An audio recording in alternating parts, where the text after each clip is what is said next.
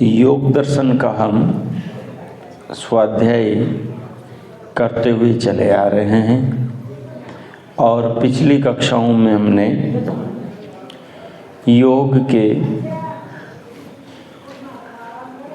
व्यापक स्वरूप को सरल शब्दों में समझने का प्रयास किया। वो सरल शब्द क्या थे कि योग आत्मा और परमात्मा दोनों के जुड़ाव का नाम है।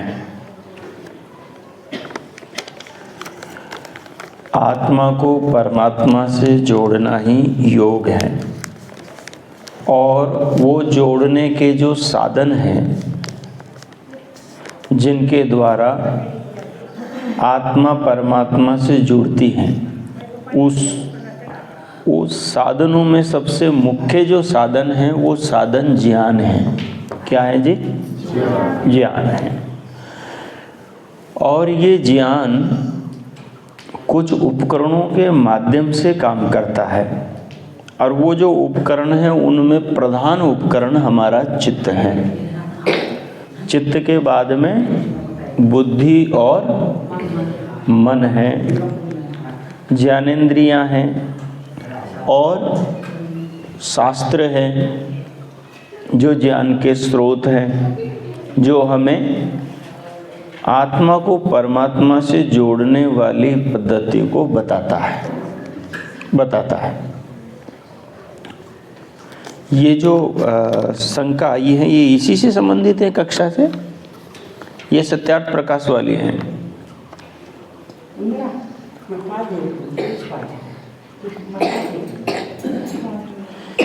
हाँ, ये सत्यार्थ प्रकाश वाली है ना, ठीक है ना। ये शंका सत्यार्थ प्रकाश वाली है ना। किसने दी है? सत्यार्थ प्रकाश की कक्षा से संबंधित है ना। ठीक है, तो शाम को फिर इसका बोलेंगे। तो अब हमारे सामने साधन के रूप में दो चीजें हैं। एक तो वो उपकरण जिन उपकरणों के सहयोग से आत्मा परमात्मा से जुड़ता है, और दूसरा साधन है ज्ञान।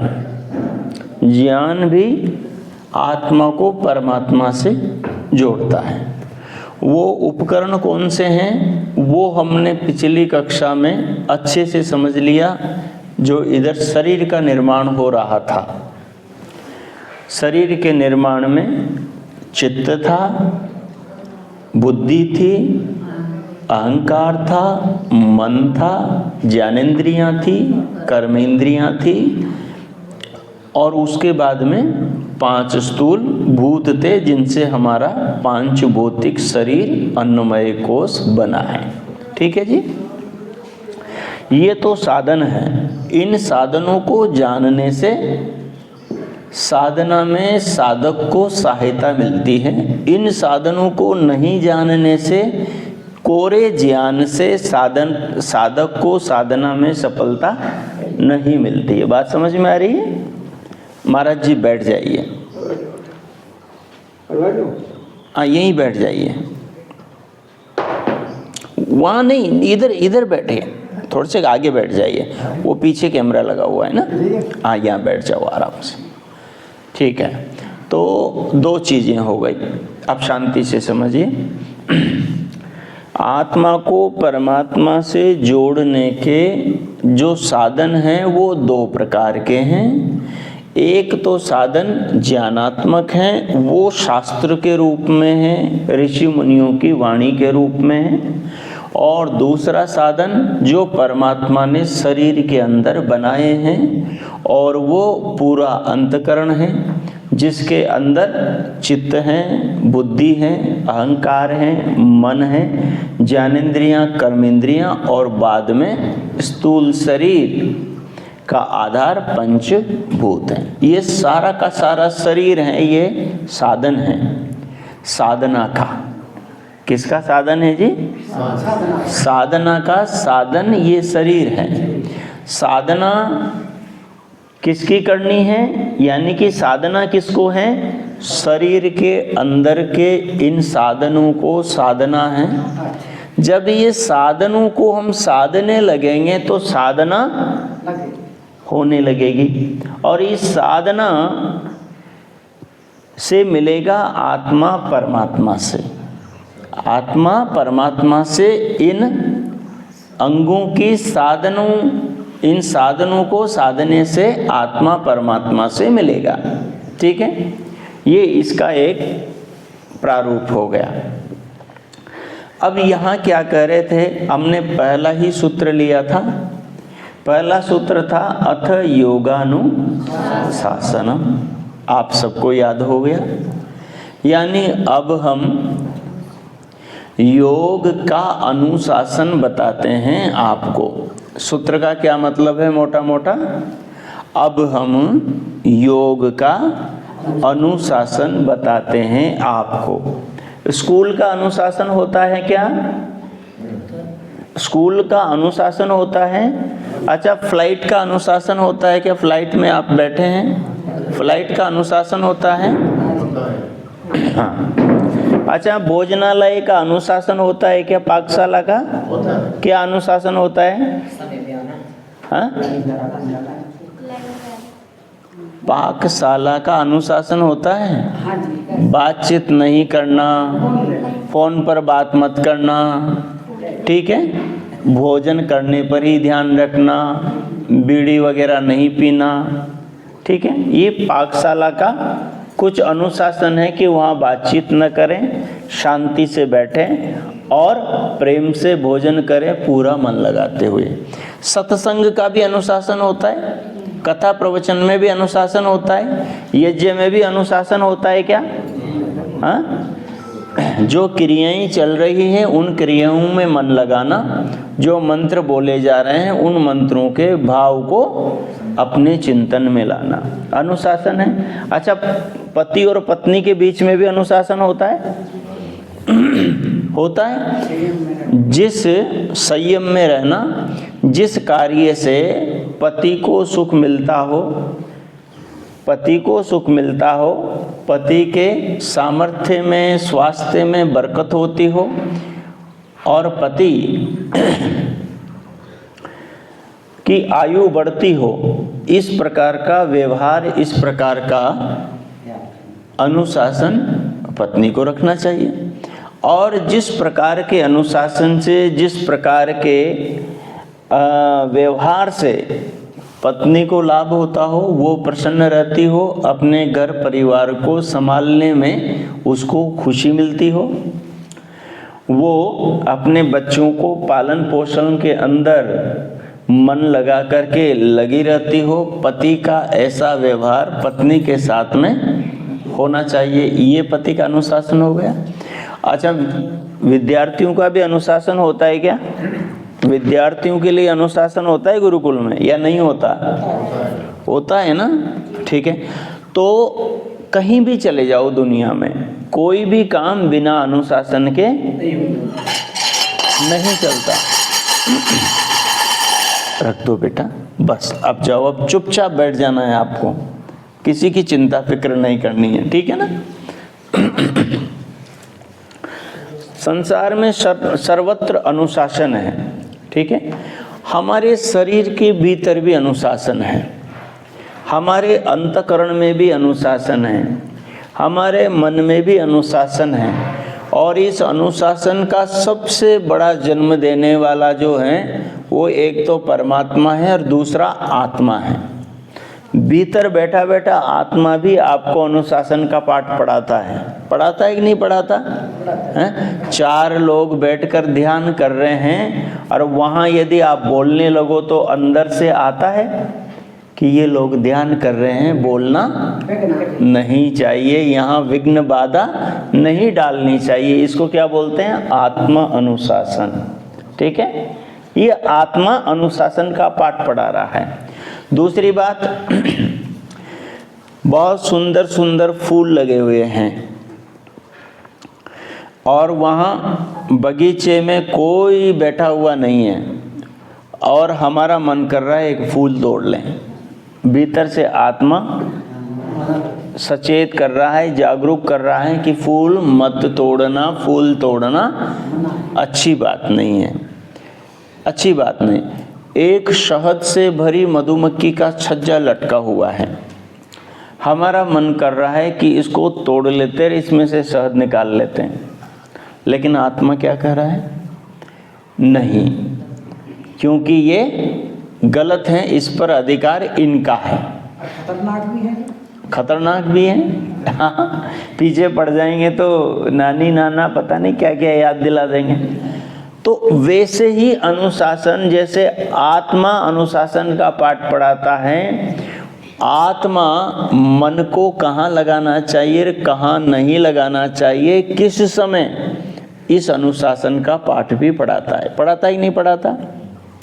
अब आप ध्यान में बैठे हैं और आपको संसार की घटनाएं, संसार की बातें और जो जीवन के उतार चढ़ाव के जो घटनाक्रम के जो किस्से हैं वो याद आने लगे हैं, तो आपका आत्मा क्या कहता है कि मन को वहाँ मत ले जाओ, अभी समय ध्यान का, भगवान के चिंतन मनन का है, भगवान से ही लगा के रखो। तो ये मन के लिए अनुशासन हो गया, मन के लिए अनुशासन हो गया। ठीक इसी प्रकार से यहाँ पतंजलि कह रहे हैं कि योग का भी एक अनुशासन है, आत्मा को परमात्मा से जोड़ने का भी एक अनुशासन है, यहाँ भी एक व्यवस्था बनाई गई है। अगर उस व्यवस्था के अंतर्गत आप काम करते हो, आत्मा को परमात्मा से जोड़ते हो, तो आपको पूरा पूरा लाभ मिलेगा, परमात्मा के आनंद से आत्मा तरबतर होगी। अब इसके अंदर ज्ञान और साधन, ये दो चीजें हैं अनुशासन करने की। तो यहाँ साधनों के बारे में बता रहे हैं आचार्य पतंजलि। क्या कह रहे हैं? कल जैसा कि हमने पढ़ा था, क्या पढ़ा था कि योग नाम है समाधि का। किसका नाम है? समा। हमें अनुशासन कहाँ करना है ये बता रहे हैं। योग नाम है समाधि का। समाधि क्या है? तो सच सार्वभौमश्चित्तस्य धर्म। वो जो समाधि है वो चित्त की सभी भूमियों में, अवस्थाओं में रहने वाला चित्त का धर्म है। हो गई बात? चित्त का धर्म है। चित्त क्या है?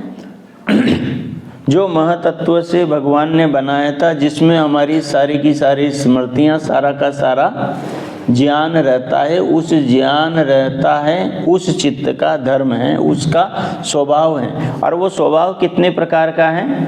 5 प्रकार का। कितने प्रकार का है? 5 प्रकार का। तो वो कह रहे हैं कि तत्र क्षिप्त मूढ़ विक्षिप्त विक्षिप्तम एकाग्रम निरुद्धम इति चित्त भूमियः। वो जो चित्त हैं, जिसकी जो भूमियाँ हैं, जिसके अंदर धर्म रहता है, जिस धर्म को समाधि कहा गया। धर्म बोले तो स्वभाव, जैसे जल का स्वभाव शीतलता, अग्नि का स्वभाव उष्णता है, और मानव का स्वभाव मानवता है। ठीक है ना? तो वैसे ही चित्त की इन 5 भूमियों का, 5 अवस्थाओं का अलग अलग स्वभाव है। एक चित्त की जो अवस्था है उसका स्वभाव है अत्यंत चंचलता, जिसको क्षिप्त अवस्था कहते हैं। क्षिप्त अवस्था कहते हैं। आपने नाचने वाले को देखा, आपने बंदर को देखा, कितना चंचल होता है, लेकिन क्या उस चंचलता में एकाग्रता नहीं होती? क्या होती कि नहीं होती? होती है ना। उस चंचलता में भी एकाग्रता होती है। बंदर इतना उछल कूद करता है लेकिन फिर भी डाल नहीं चूकता है, नहीं तो गिरेगा और हाथ पांव टूट जाएंगे। ऐसे ही जो सर्कस के अंदर वो लड़की जो उस पर चलती है ना, रस्सी पर, वहाँ भी एकाग्रता होती है। एकाग्रता होती है ना। हाँ, अच्छा। और भी बहुत सारे काम ऐसे शीघ्रता से, अब जैसे टाइपिस्ट है, टाइपिंग करने वाला, वो इतनी स्पीड से टाइपिंग करता है, आप बोलते जाओ सुनता जाएगा, नीचे उंगलियां चलती जाएगी उसकी। तो वहाँ पर भी एकाग्रता है। वो देख सामने रहा है लेकिन उसका दिमाग उंगलियों से जुड़ा हुआ है, लगातार स्पीड से काम कर रहा है। इसका मतलब है यहाँ पर भी इस तीव्रता में भी, इस शीघ्रता में भी एकाग्रता है, एकाग्रता है। ठीक है, लेकिन ये कह रहे हैं कि ये जो चंचलता वाली एकाग्रता है ये योग के अंदर नहीं आती, ये योग के अंदर नहीं आती। कि आपका मन, आप ध्यान में बैठो और थोड़ी देर यहाँ, थोड़ी देर वहाँ, थोड़ी देर वहाँ, थोड़ी देर आत्मा पर चला गया, फिर मन पर चला गया, फिर हाथ पे चला गया, फिर पाँव पर चला गया, फिर नाक पर चला गया। होता है ऐसा? ध्यान में बैठा हुआ है, कभी कान खुजा रहा है, कभी नाक मसल रहा है, कभी यहाँ वो खुजली कर रहा है, कभी यहाँ ऐसा कर रहा है। होता है? हाँ? तो इसका भी नियम है। तो क्या कह रहे हैं कि ये जो एकाग्रता क्षणिक है, क्षण भर की एकाग्रता है, ये क्षणिक एकाग्रता योग के अंदर, साधना के अंदर आत्मा को परमात्मा से जोड़ने में सहायक उपयोगी नहीं है। इसलिए इसे योग में स्वीकार नहीं किया गया, बाहर निकाल दिया गया। ठीक है, तो जो चंचल किस्म के लोग हैं, चंचल स्वभाव के जो लोग हैं, समझ लीजिए साधना में उनका प्रवेश अभी नहीं है, उनको इस आदत को सुधारना पड़ेगा। अब हम में भी ऐसी आदत है किसी की, तो वो आदत अपने को सुधारनी पड़ेगी। अब दूसरी बात कही, क्षिप्त के बाद में मूढ़ अवस्था चित्त की दूसरी अवस्था है। ये क्षिप्त अवस्था रजोगुण प्रधान है। कौन सी है? रजोगुण। क्योंकि चित्त किससे बनता है? महतत्व से। और महतत्व किससे बनता है? सत्व, रज और तम से। और सत्व गुण का स्वभाव क्या है? प्रकाशित करना। रजोगुण का स्वभाव क्या है? गति देना, चंचलता बनाए रखना। और तमोगुण का स्वभाव क्या है? स्थिति स्थापक, अवरोधक बनना। ठीक है, ये तीन स्वभाव है तीनों गुणों का। तो इस चित्त के अंदर सत्व गुण की प्रधानता है। सत्व गुण की प्रधानता का मतलब है कि ये जनाने का काम ज्यादा करता है, लेकिन इसके अंदर ही तमोगुण और रजोगुण भी छुपे हुए हैं। कौन? रजोगुण का मतलब है जो चंचलता पैदा करे, जो गति दे, जो मन को यहाँ से दूसरी जगह उछाट के ले जाए। ठीक है, बैठ जाओ बच्चों। अब जैसे ये बच्चे हैं ना, कुछ ना कुछ बहाना बनाएंगे, नहीं नहीं मेरे को तो ये हो रहा है, मैं उठकर जाऊंगा, थोड़ी देर वहाँ घूम के आऊँगा, फिर आकर बैठ जाऊंगा। हम कह रहे हैं बात मत करो, लेकिन इसको बात किए बिना रहा ही नहीं जा रहा। मैं कह रहा हूँ सीधा होकर बैठो, लेकिन ये सीधा होकर बैठता ही नहीं। ठीक है, ये क्या है? रजोगुण। ठीक है, वो जो टाइपिस्ट काम कर रहा है, उसका जो दिमाग काम कर रहा है, वो किस में काम कर रहा है? रजोगुण में। क्योंकि चित्त को केवल सत्व गुण की जरूरत नहीं है। जब वो काम करेगा, अब जैसे गलीचा देखा आपने, गलीचा जो बनाते हैं, जो कपड़ा जो बुनते हैं, ऐसी जो दरियां बुनते हैं, उनको देखा आपने काम करते हुए? वो धागों पर और वो लोहे के कांटों से काम करते हैं। ये काला बच्चा आया, धोला बच्चा आया, ये नीला बच्चा आया, पीला बच्चा आया है, ये कर वो कर ये कर। तो इतना स्पीड से उनका चलता है कि आप आंखें ऐसे ऐसे करते रह जाएंगे, समझ ही नहीं पाएंगे। ठीक है, लेकिन वो भी काम जरूरी है जीवन में, वो भी काम जरूरी है। ठीक है, तो चित्त ऐसा भगवान ने बनाया है कि भाई जिसको रजोगुण वाला काम करना है वो इस चित्त से रजोगुण वाला काम भी ले सकते हैं। जिसको चित्त से तमोगुण वाला काम करना है कि नहीं अब तो सोना है, मजे से छोड़ो दुनिया की चेट चोरों, आराम से सो जाओ। तो सोना भी जरूरी है ना। अगर सोओगे नहीं तो दिमाग को आराम नहीं मिलेगा। ठीक है, और आराम नहीं मिलेगा तो तनाव बना रहेगा, तो उसकी भी जरूरत है। तो चित्त को बनाया भगवान ने, तमोगुण भी उसमें शामिल कर दिया कि भाई जब तुम्हें सोने की, विश्राम करने की जरूरत पड़े, तब ये तमोगुण अपने आप उद्बुद्ध हो जाएगा और आत्मा को तमोगुण की वृत्ति से घेर लेगा। तो आत्मा का कनेक्शन मन से, बुद्धि से, सबसे हट जाएगा। आराम से सारा शरीर निश्चेष्ट होकर सो जाएगा और नई ऊर्जा, नई शक्ति से शरीर को वापस भर देगा। और सुबह एक ऊर्जा का अनुभव होगा, फिर दिन भर काम करना। तो सांसारिक मनुष्य के लिए किसकी जरूरत है? रजोगुण और तमोगुण की, रजोगुण और तमोगुण की। चाहे व्यापारी हो, चाहे मजदूर हो, चाहे किसान हो, ठीक है, चाहे बिजनेसमैन हो, सबको किस चीज़ की ज़रूरत है बोलो? रजोगुण और तमोगुण की अधिक ज़रूरत है, अधिक ज़रूरत। लेकिन सत्वगुण की भी ज़रूरत है, थोड़ी बहुत सत्वगुण की भी ज़रूरत है। तो जितनी सत्वगुण की ज़रूरत है उतना सत्वगुण उनको मिल जाता है। उस बात को तीसरी जो चित्त की अवस्था है, जिसको विक्षिप्त अवस्था कहा गया, उसमें बताया गया है।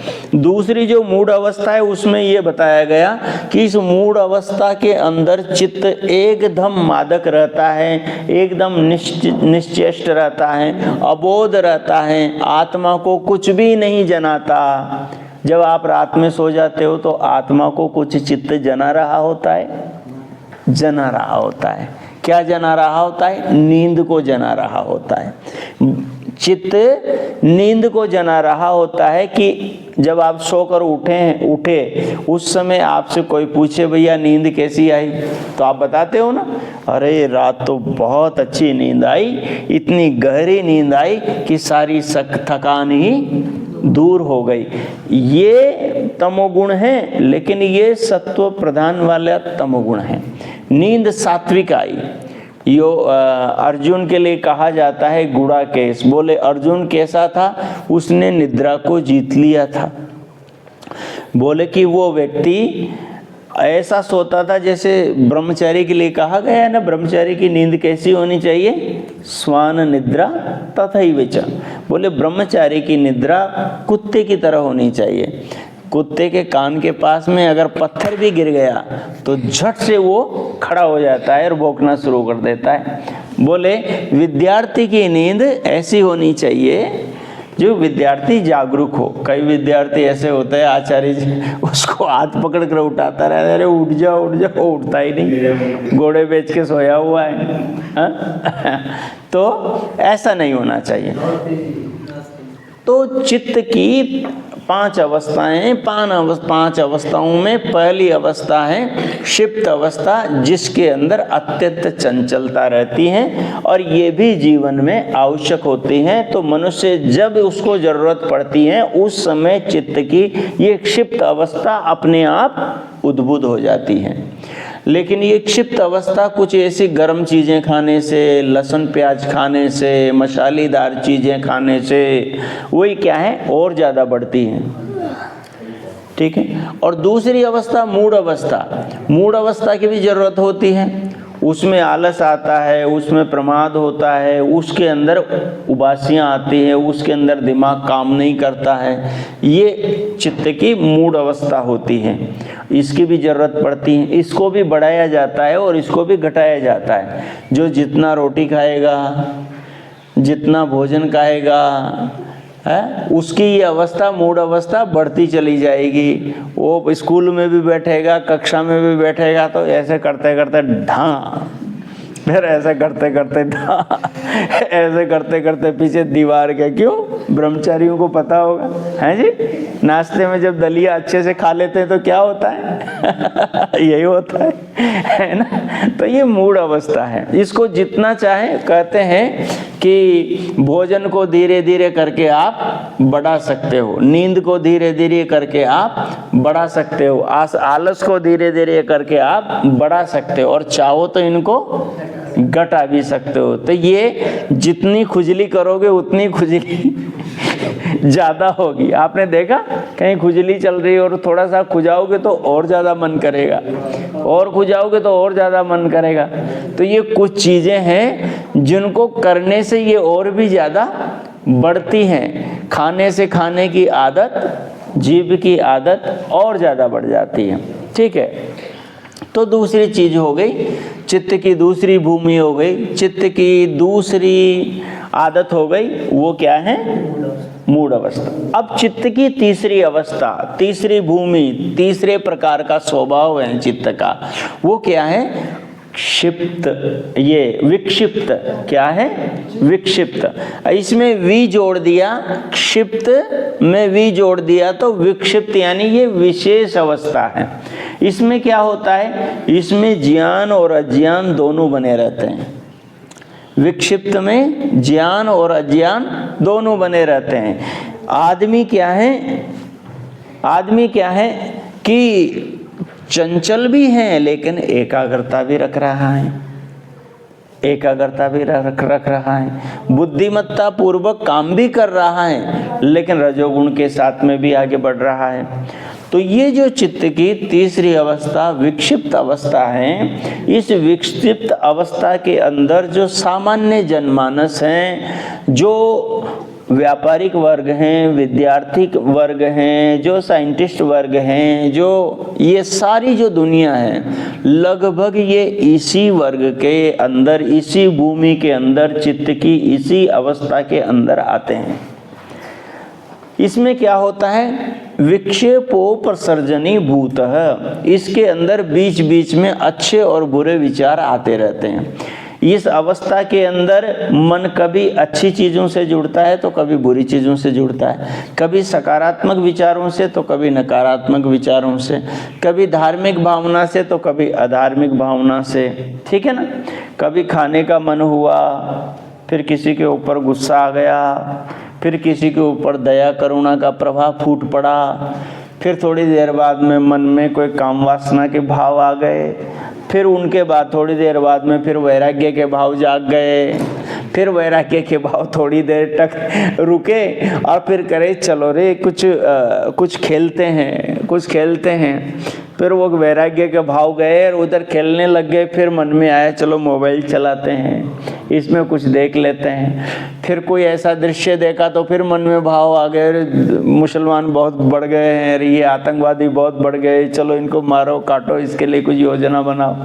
तो अच्छे और बुरे विचारों का तांता आना जाना, थोड़ा ठहरना और फिर ठहर के वापस आना जाना, इस चित्त की विक्षिप्त अवस्था में लगा रहता है और लगभग हमारा जो 80-90% जो जनमानस है वो इसके अंदर रहता है। और वैसे ये अवस्था बाकी तीनों अवस्थाओं से श्रेष्ठ बाकी दोनों अवस्थाओं से श्रेष्ठ मानी जाती। अब इसके बाद में कहते हैं इन तीनों अवस्थाओं को योग के अंदर स्वीकार नहीं किया गया, क्योंकि योग में कैसी एकाग्रता चाहिए, कैसी समाधि चाहिए, जो निरंतर बनी रहे लंबे समय तक। लेकिन क्षिप्त में भी ऐसा नहीं होता और मूड में भी ऐसा होता ही नहीं, मूड के अंदर तो जागरूकता रहती ही नहीं, और विक्षिप्त के अंदर भी मन टिकता नहीं, थोड़ी देर रुकता है और उछल फांद करता रहता है, इधर उधर की चीज़ों पर जाता रहता है। अब चौथी जो अवस्था है वो अवस्था है एकाग्रता की। तो उसके बारे में कहा गया है इन्होंने, यस्तु एकाग्रे चेतसी सद्भूतमर्थम प्रद्योदयते क्षिणोति च क्लेशान कर्म बंधनानि शलथयति। अब कहते हैं यस्तु एकाग्र चेतसी, बोले चित्त की जो एकाग्रता की अवस्था है, ये अवस्था कैसी अवस्था है? तो कहा गया सद्भूतमर्थम प्रद्योदयते, बोले जिस विषय का चित्त के द्वारा चिंतन चल रहा है, ध्यान में बैठकर साधक जिस विषय का चित्त में पड़ी हुई जो स्मृतियाँ, चित्त में पड़े हुए जो संस्कार, किताब पढ़ी थी उसके, ध्यान शिविर में जो ध्यान सीखा था, उपदेश सुने थे, उनके जो संस्कार पड़े हैं, या जो कहीं बैठ कर के कुछ अच्छा विचार चिंतन किया था, भगवान का ध्यान किया था, उसके विचार जो चित्त में पड़े हुए हैं, तो वो जो चित्त में विचार पड़े हुए हैं, उन विचारों पर निरंतर चित्त एकाग्रता पूर्वक उस विषय से जुड़ा हुआ है और उसी विषय से संबंधित मन के द्वारा चिंतन कर रहा है, साधक चिंतन कर रहा है। ये चित्त की एकाग्रता की अवस्था है। कैसे? सुनो, जैसे मान के चलो एक ईश्वर विषय ले लिया हमने। अब ईश्वर विषय ले लिया। अब ईश्वर विषय ले लिया तो पहले हमने धारणा बनाई कि भाई हम, धारणा का मतलब हमने निश्चित कर लिया कि आज ध्यान में बैठकर 1 घंटे तक, आधे घंटे तक मैं ईश्वर के विषय पर चिंतन करूँगा, ईश्वर के विषय पर सोचूंगा, ईश्वर के बारे में विचार करूँगा। ये ईश्वर का विषय आपने निश्चित कर लिया आज के ध्यान के लिए। अब बैठ गए। अब बैठने के बाद में एक ईश्वर के विषय को लेकर आपने सोचना आरंभ किया। कैसे सोचना आरंभ किया? सपोज करो आपने ईश्वर के विषय के बारे में स्वामी दयानंद जी ने क्या कहा है, तो आप सीधा ले लो आर्य समाज के दूसरे नियम को ले लो। फिर स्वमंतव्य अमंतव्य प्रकाश जो पुस्तक है सत्यार्थ प्रकाश के अंत में, उसका ले लो पहला मंतव्य ले लो ईश्वर वाला, और तीसरा ले लो जो आर्य उद्देश्य रत्नमाला है, उस आर्य उद्देश्य रत्नमाला का पहला रत्न ले लो। वो देखो एक स्वामी जी हैं, उनका चित्त अभी दूसरी अवस्था में चला गया, अब दूसरी अवस्था से तीसरी अवस्था में आ गया। ठीक है, तो ऐसे आप अपना अपना निरीक्षण कर सकते हो। शास्त्र को क्या बोलते हैं? दर्पण। ये शास्त्र किसका दर्पण है? हमारा दर्पण। शास्त्र हमारा दर्पण है। हम कैसे हैं? ये शास्त्र रूपी दर्पण में हमें दिखाई देता है। जब हम समझते हैं तो हमें समझ में भी आता है कि मैं रजोगुणी हूँ, मैं तमोगुणी हूँ, मैं सत्वगुणी हूँ। इस समय मेरा चित्त क्षिप्त अवस्था में है, मूढ़ अवस्था में है, विक्षिप्त अवस्था में है, एकाग्र अवस्था में है या निरुद्ध अवस्था में है। शास्त्र की बातों को समझने से हम अपने आप को समझ पाते हैं। ठीक है, देखो इधर भी हमारी कुछ माताएं बहनें, वो भी चित्त की दूसरी अवस्था का आनंद ले रही हैं, है ना? उठा दीजिए, तीसरी अवस्था में ले आइए उनको। ठीक है ना? तो देखिए, तो ये कह रहे हैं कि ये चित्त की जो चौथी अवस्था है। चौथी अवस्था कौन सी बोलो तो एक बार? एकाग्रता। कौन सी है जी? एकाग्रता। तो चित्त की जो ये आपके मोबाइल को इधर भी घुमा दो, सबकी ओर घुमा दो, तो ये जाग जाएंगे कि ये मोबाइल देख रहा है हमको। हाँ, तो मैं कह रहा था ये जो चौथी अवस्था है इसकी एक विशेषता है, और ये अद्भुत विशेषता है। ये चौथी अवस्था होती है योगियों की, ध्यानियों की, धीर पुरुषों की, ये महापुरुषों की अवस्था होती हैं। ये साइंटिस्ट, वैज्ञानिक, रिसर्च स्कॉलर जो दिनों एक एक तत्वों पर रिसर्च करते रहते हैं, जिनके बाल बढ़ जाते हैं, जो खाना पीना भूल जाते हैं, हाँ, जो ध्यान के अंदर 18 घंटे तक समाधि के अंदर बैठे हैं। स्वामी जी के बारे में आता है कि स्वामी जी 18 घंटे तक एक समाधि में बैठ जाते थे। अब यहाँ तो 5 मिनट बैठना ही मुश्किल हो जाता है। कान पर मक्खी छोड़ो, जमीन पर मक्खी बैठती है, उसकी भी आहट आने लगती है जब ध्यान में बैठता है तो आदमी, है ना? मतलब इतना बाहर जागरूक हो जाता है वो। लेकिन एकाग्रता समाधि में कैसी होती है? जब गहराई में समाधि में साधक उतर जाता है तो उसको किसी चीज का पता नहीं लगता, और जब उठता है तो घंटे बीतने के बाद में ऐसा लगता है जैसे कोई अभी मिनट हुए हो, अभी मिनट हुए। तो स्वामी दयानंद जी के बारे में कहते हैं कि 18 घंटे तक उनकी समाधि लग जाती थी, 18 घंटे तक। फिर दूसरी बात कहते हैं कि एक समाधि 2.5-3 घंटे, 3.5 घंटे की होती है। ठीक है, तो यहाँ कह रहे हैं कि यस्तु एकाग्रे चेतसी सद्भूतम अर्थम प्रद्योदयति। ये जो चित्त की एकाग्रता की चौथी अवस्था है जो योगियों की होती है, ये अवस्था क्या करती है? बोले जिस वस्तु का योगी चिंतन कर रहा हो, जैसे ईश्वर का चिंतन कर रहे हैं, ठीक है, ईश्वर का चिंतन कर रहे हैं, तो वो ईश्वर जो वस्तु है, उस वस्तु के सद्भूतम अर्थम, उसका जो वास्तविक स्वरूप है, उसका जो निज स्वरूप है उस स्वरूप को प्रकाशित करती हैं। उस स्वरूप को प्रकाशित करने का मतलब योगी को जनाती हैं, योगी को जनाती है। एक किताब आपके पास में है, क्या है? एक किताब का आप स्वाध्याय कर रहे हैं। अब उस किताब में एक कहानी है। अब अगर आपका मन चंचल होगा तो वो पूरी कहानी आप पढ़कर समझ पाओगे? पढ़कर समझ पाओगे? आप याद करो, जब आपको आलस आ रहा हो, निद्रा आ रही हो, तंद्रा आ रही हो और आपसे कोई कह दें कि जी ये कहानी क्या है, एक बार पढ़कर समझाना हमें, तो आप ऊपर से एक पंक्ति पढ़ के दूसरी पे जाओगे, फिर झटका लगेगा हैं? दो को समझोगे और तीसरे पर पहुंचोगे, उसके बाद में पीछे की दो भूल जाओगे, तीसरी याद रह जाएगी, फिर सोचोगे रे ऊपर की दो में क्या कहा था। होता है ऐसा? ब्रह्मचारियों को समझ में आ रहा है, होता है, बोले कि ऐसा हमारे साथ में है। और फिर उसके बाद में चौथी और पांचवी पढ़ी और पीछे की भूल गए और कुछ समझ में नहीं आ रहा, ये क्या हो गया, गड़बड़ है ना। तो ये है बार बार एकाग्रता भंग हो रही, किसके कारण? तमोगुण के कारण। किसके कारण? तमोगुण के कारण। और ऐसा ही रजोगुण में भी होता है, चित्त इधर से उधर भागता है।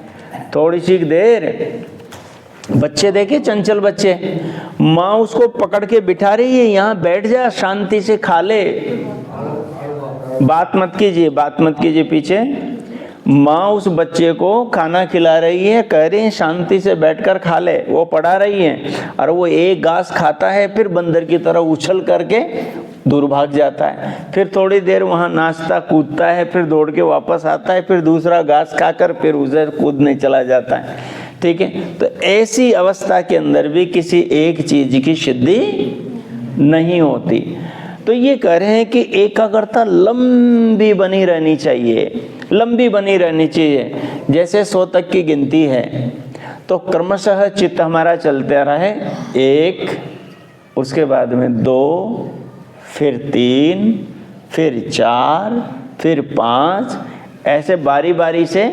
जैसे मान लो हम शरीर का चिंतन कर रहे हैं, अब शरीर का चिंतन कर रहे हैं तो पहले पाँव का चिंतन हो गया, पाँव के बाद में टखने का चिंतन हो गया, टखने के बाद में पिंडली का चिंतन हो गया, फिर घुटने का चिंतन हो गया, जंघू का चिंतन हो गया, कटी प्रदेश का चिंतन हो गया, फिर उदर का चिंतन हो गया, फिर छाती का चिंतन हो गया, हृदय का हो गया, भुजाओं का हो गया, गर्दन का। भाई सारा शरीर भगवान ने बनाया है ना।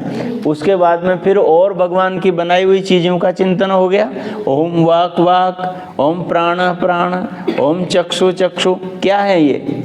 यही तो है स्टेप, जिससे बारी बारी से हम एक के बाद दूसरे, दूसरे के बाद तीसरे, तीसरे के बाद चौथे, चौथे से बाद पांचवें, क्रमशः पूरे शरीर का, भगवान की बनाई हुई पूरी शरीर के अंदर की व्यवस्थाओं का और उपकरणों का ध्यान करते हैं, उनका हम चिंतन करते हैं।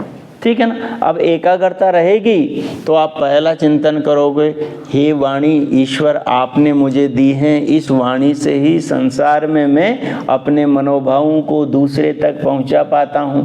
हे ईश्वर आपने मुझे कान दिए हैं, इन्हीं से ही मैं आपकी वाणी, वेदवाणी सुनता हूँ, विद्वानों के उपदेश सुनता हूँ, स्वजनों की इच्छाएं सुनता हूँ, अपने बच्चे और परिवारों के उनके मन के भावों को जानता हूँ। ये कान मेरे लिए कितने उपयोगी हैं, इसके लिए मैं आपका तहे दिल से धन्यवाद करता हूँ। ओम वाक वाक, हे ईश्वर आपने ये वाणी दी है।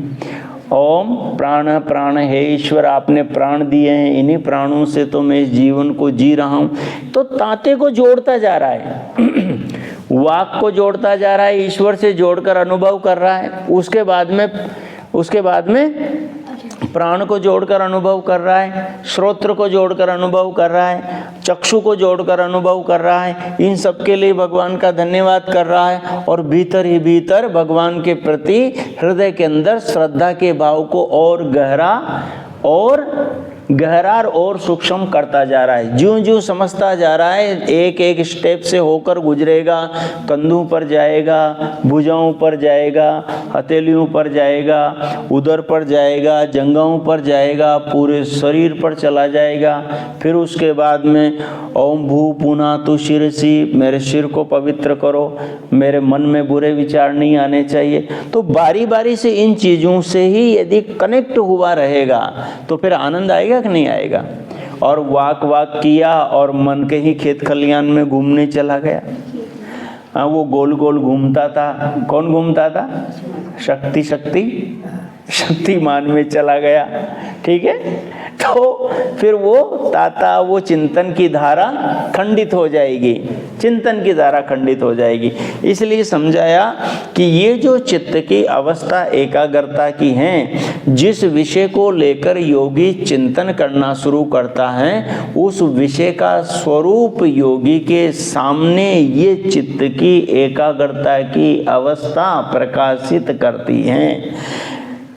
यस्तु एकाग्रे चेतसी सद्भूतमर्थम प्रद्योदयति क्षीणोति च क्लेशान कर्म बंधनानि शलतयति। देखे क्या कह रहे हैं, बोले ये चित्त की एकाग्रता की अवस्था क्या करती है, जिस वस्तु का, जिस जीवन की घटना का, जिस दोष का, जिस क्लेश का, जिस अविद्या का, जिस बुरी आदत का योगी बैठकर ध्यान चिंतन करता है, उस विषय को एकदम खोल कर ये एकाग्रता उसकी आत्मा के सामने ध्यान में रख देती है। उससे क्या होता है, वो वस्तु, वो विषय, वो घटना, वो आदत अच्छी कितनी है और बुरी कितनी है, ये उसके जानने में आ जाता है, ये जानने में आ जाता है। या किसी वस्तु का चिंतन कर रहा है तो वो वस्तु कैसी है ये उसके जानने में आ जाता है। उस वस्तु से संबंधित उसके अंदर कितना ज्ञान है, कितना अज्ञान है, ये जानने में आ जाता है, ये जानने में आ जाता है। और वो अज्ञान को, जब अज्ञान जानने में आ जाता है तो उस अज्ञान को छोड़ देता है और ज्ञान को ग्रहण कर लेता है। तो कहा क्षिणोति च क्लेशान। क्लेश किसको बोलते हैं? अविद्या, अस्मिता, राग, द्वेष और अभिनिवेश। ऐसा करो, इनमें लड़कियों में चंचलता है, अरे ये अब हमारा ध्यान बटा रही साथ के साथ, इनको भेज दो, नचीने लग रहा था। ध्यान भेज दें आपको? हाँ, आपने नहीं पता, मेरे को पता है। मैं एक हाथ का फासला बनाओ। हाँ, मैं ध्यान करती हूँ। एक हाथ इधर, एक हाथ आगे, एक हाथ पीछे। बनाओ दूरी, बनाओ। दूर दूर बैठो तुम। बनाओ दूरी, बनाओ। दिख रहे हैं, और बनाओ। पीछे, पीछे और पीछे, और पीछे, हमारा ध्यान बटा रही है। और पीछे, और पीछे। ये बेटी एक दूसरे बीच में से। हाँ, नहीं, चलो चलो, अब सीधे होकर बैठो। ठीक है, और इधर उधर मत देना। यदि ये पीछे देखे तो इसके पीछे कान पे मार देना। ठीक है, मारा गुदगुदी करा है? नहीं नहीं नहीं, गुदगुदी करे तो डबल मारना। ठीक है ना? हाँ, इधर ब्रह्मचारियों ठीक ने, यदि आपसे ये बोले तो इनको मार देना। ठीक है, और ये तुमसे बोले तो इनके लगा देना एक। ठीक है ना? हाँ, और ये पीछे देखे तो पीछे वाला तो इसके मार देना। ठीक है ना? और वो पीछे वाला आगे देखे आगे तो देखेगा इसे। ठीक है, अब ये किसी की ओर नहीं देखेंगे, इनका इंतजाम कर दिया है पक्का। ठीक है, चलिए। तो कह रहे हैं चित्त की एक, हाँ जी, बातचीत नहीं करेंगे, बातचीत नहीं करेंगे, समय भी आपका लगभग हो गया है, ध्यान से सुनिए। जो चित्त की चौथी अवस्था है एकाग्रता की अवस्था, एकाग्रता की अवस्था में हम जिस विषय वस्तु का चिंतन करते हैं, उस विषय वस्तु से संबंधित यदि हमारे मन में अज्ञान है, अविद्या है, उस वस्तु से हमारे अंदर राग है, उस वस्तु के प्रति हमारे मन में द्वेष है, उस वस्तु के प्रति हमारे मन में अभिनिवेश है, तो वो जो अभिनिवेश आदि जो क्लेश हैं, ये अविद्या, अस्मिता, राग, द्वेष, अभिनिवेश, ये 5 प्रकार की जो अविद्या है, इसको क्लेश शब्द से कहते हैं, क्योंकि ये दुख देती हैं। राग भी दुख देता है, द्वेष भी दुख देता है, अविद्या भी दुख देती है, और अस्मिता भी दुख देती हैं, और अभिनिवेश, मृत्यु का जो भय है वो भी दुख देता है। तो कहते हैं जिस विषय वस्तु का हम ध्यान कर रहे हैं, चिंतन कर रहे हैं, और वो विषय वस्तु में यदि हमारी राग है, द्वेष है, अभिनिवेश है, अस्मिता है, अविद्या है, तो उसको भी ये चित्त की एकाग्रता की अवस्था प्रकाशित कर देती है, यानी हमें जना देती है कि भाई इस वस्तु के बारे में तुम्हारे अंदर अभी अज्ञान है, अभी तुम इस वस्तु के बारे में ठीक ठीक पूरा पूरा नहीं जानते, चाहे आत्मा हो, चाहे परमात्मा हो, चाहे मन हो, चाहे चित्त बुद्धि हो। ठीक है, तो वो जना देती हैं कि इसके बारे में अभी ज्ञान तुम्हारे पास में कम है। अच्छा, आप ध्यान में बैठते हो, परमात्मा के बारे में सोचने लगते हो और विचार ही नहीं आते आपके अंदर, आप सोच ही नहीं पाते हो, तो थोड़ी देर में बोर होके उठ जाते हो ना। उसका कारण क्या है? अब वो चित्त आपका आपको बता रहा है उस टाइम की जिस चीज के तुम ध्यान कर रहे हो, इसका पूरा पूरा ज्ञान अभी मेरे पास में तुमने नहीं पहुंचाया। पहले इसका चिंतन करने से पहले मेरे पास इसका पूरा ज्ञान पहुंचाओ, फिर इसका चिंतन तुम करोगे तो इस चीज को मैं पूरी पूरी तुम्हें जना दूंगा। ऐसा ही होता है। बताइए, सुनिए, हमारी ये खोपड़ी है, ज्ञान कहाँ रहता है? इसके अंदर चित्त में रहता है। अच्छा, चित्त में ज्ञान कहाँ से आता है? जन्म से साथ में आता है। हमारा मनुष्य का जो ज्ञान है वो नैमित्तिक ज्ञान है। कौन सा ज्ञान है बोलो? नैमित्तिक। जानवरों का, पशुओं का, पक्षियों का, मनुष्य को छोड़कर बाकी प्राणियों का ज्ञान स्वाभाविक ज्ञान होता है। वो ज्ञान जन्म से साथ में उनके आता है। बया को घोंसला बनाना उसकी माँ सिखाती है या खुद ही सीखी सिखाई आती है?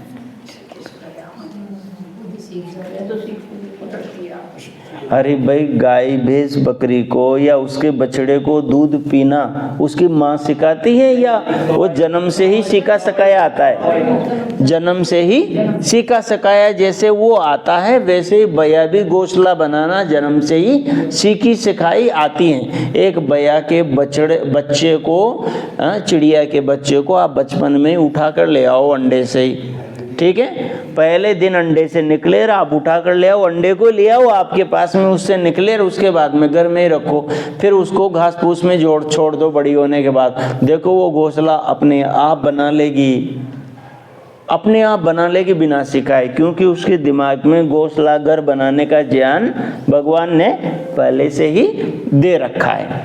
ठीक है ना? तो हमारा चित्त हमें बताता है, जब हम ईश्वर के बारे में सोचते हैं हमारा चित्त काम नहीं करता। ईश्वर, हम कहते हैं जी मेरा तो ध्यान में मन नहीं लगेगा।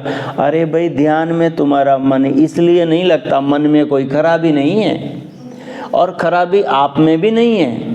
कमी इस बात की है कि आपकी खोपड़ी के पास में, चित्त के पास में भगवान का ज्ञान ही नहीं है। वो चित्त बेचारा आपको भगवान के बारे में जनाएगा कैसे? उसके लिए क्या करोगे? उसके लिए आर्य समाज का जो दूसरा नियम है उसको याद कर लो। स्वमंतव्य अमंतव्य प्रकाश के पहले मंतव्य को याद कर लो, ईश्वर को, और आर्योद्देश्य रत्नमाला के पहले वाक्य को याद कर लो, रतन को याद कर लो, जो ईश्वर हैं। अब इन तीनों को आपने कंठस्थ कर लिया ना, अच्छे से पक्का याद कर लिया, तो इसका मतलब है आपने चित्त के अंदर इन तीनों का ज्ञान डाल दिया। अब आप ध्यान में बैठोगे ना, अब ये तीनों का जो बारी बारी से जब चिंतन ज्ञान अंदर चला गया और उस ज्ञान के अनुसार आप चिंतन करोगे, ध्यान करोगे ईश्वर का, आपको इतना आनंद आएगा, इतना आनंद आएगा। बारी बारी से ईश्वर का स्वरूप, वो जो शब्द जो आपने कंठस्थ करके दिमाग में डाले हैं, वो शब्दों के आधार पर आपका चित्त आपके सामने ईश्वर के स्वरूप को प्रकट करेगा ध्यान के अंदर, और आपको सहजता से ऐसा समझ में आ जाएगा ईश्वर कि आपके सारे संदेह मिट जाएंगे। सारे संदेह मिट जाएंगे। लेकिन पहले क्या हो रहा था, जब याद नहीं किया, मन ही नहीं लग रहा था भगवान में, ईश्वर का ध्यान ही नहीं कर पा रहे थे, झटके लग रहे थे, आलस आ रहे थे, उबासियां आ रही थी। क्यों आ रही थी उबासियां? आपका चित्त उबासी पैदा कर रहा था, आपका मस्तिष्क आलस पैदा कर रहा था। वो कह रहा था भाई मेरे पास में तो सामग्री नहीं है, मैं तुझे जनाऊंगा कैसे? आपके गुरुजी नहीं बोलते, जब आप को कुछ समझ में नहीं आता, कुछ सुना नहीं पाते, तो बोलते हैं ना पहले याद करके आओ, रट के आओ, खोपड़ी में डाल कर आओ। जब खोपड़ी में डाल लोगे तो मस्तिष्क का क्या नियम है, ये कहता है भाई जो तुम मुझे दोगे मैं तुम्हें उसे कई गुना लौटा कर दूंगा। आप मुझे 1 गुना दोगे, मैं उसको 100 गुना कर दूंगा। ऐसा ही होता है ना। हम चार ज्ञान की बातों को कंठस्थ कर लेते हैं और उस पर विचार करने लगते हैं, तो 4 ज्ञान की बातें हमें और न जाने कितना सारा ज्ञान करा देती, और न जाने कितना सारा ज्ञान करा देती है। मेरे हिसाब से समय हो गया, मेरा हो गया ना, 5 मिनट है। अच्छा, तो मैं कह रहा था चित्त की ये चौथी अवस्था है जिसको एकाग्रता कहते हैं। और इस एकाग्रता की अवस्था के अंदर चित्त क्या काम करता है, अगर किसी वस्तु का जिसका आप चिंतन कर रहे हो उसका ज्ञान उसके पास में पूरा है, वेद के अनुसार, दर्शन के अनुसार पूरा ज्ञान है, तो फिर चित्त सद्भूतम अर्थम उस वस्तु की सत्ता को जनाता है, उस वस्तु के स्वभाव को जनाता है। और उस वस्तु से संबंधित आपके अंदर कोई अज्ञान है तो उस अज्ञान को क्षीण कर देता है, नष्ट कर देता है, अज्ञान को नष्ट कर देता है। फिर कहा क्षिणोति च क्लेशान कर्म बंधनानि सलतयति, उस वस्तु से संबंधित आपके अंदर किसी प्रकार का क्लेश, अविद्या, अस्मिता, राग, द्वेष, अभिनिवेश है तो उसको भी वो दूर कर देता है। कौन? चित्त। कौन करता है? चित्त। और चित्त मनुष्य की आत्मा का सबसे निकटतम साधन है, सूक्ष्म शरीर का पहला पार्ट है। महतत्व से परमात्मा इसको बनाता है। सृष्टि का सबसे प्रथम ईश्वर का निर्माण कार्य है जो सत्व रजतम से हुआ है। आज साधन समझ में आ गया, ज्ञान समझ में आ गया। 2 प्रकार के साधन हैं, एक तो है जो हमारी बॉडी के अंदर के पार्ट हैं, जैसे कि आज हमने चित्त को समझा, ठीक है। और दूसरा साधन क्या है? ज्ञान। क्या साधन है? ज्ञान। ज्ञान से और शरीर के अंदर के जो अंतकरण आदि जो है इनको जानने से, एक तो जिस विषय का ध्यान करोगे उस वस्तु का ज्ञान प्राप्त करने से, वो ज्ञान साधन है। दूसरा जिसके द्वारा चिंतन करोगे उस वस्तु को जानने से। इन दोनों का जो ज्ञान है, इन दोनों का जो प्रयोग है वो आपकी आत्मा को परमात्मा से जोड़ता है, वो योग के रहस्य में गहराई में आपको लेकर जाता है। आपको समझ में आ गई सरलता से ये बातें? अभी काम चल रहा है अनुशासन का, ठीक है ना। अभी काम चल रहा है अनुशासन का। अनुशासन किस पर काम करेगा? चित्त के ऊपर, मन के ऊपर, बुद्धि के ऊपर, अंतकरण के ऊपर, ज्ञानेंद्रियों के ऊपर, पूरे जीवन के ऊपर अनुशासन काम करेगा। जैसे बाहर के क्षेत्रों में अनुशासन की जी जरूरत होती है, वैसे ही साधना के क्षेत्र में भी, ध्यान के क्षेत्र में भी अनुशासन की जरूरत होती है। मुझे लगता है सरलतम तरीके से मैंने आपको समझा दिया और आप समझ गए होंगे। अब कक्षा का समय हो गया, आज की कक्षा को इतना ही रखते हैं। बहुत बहुत धन्यवाद।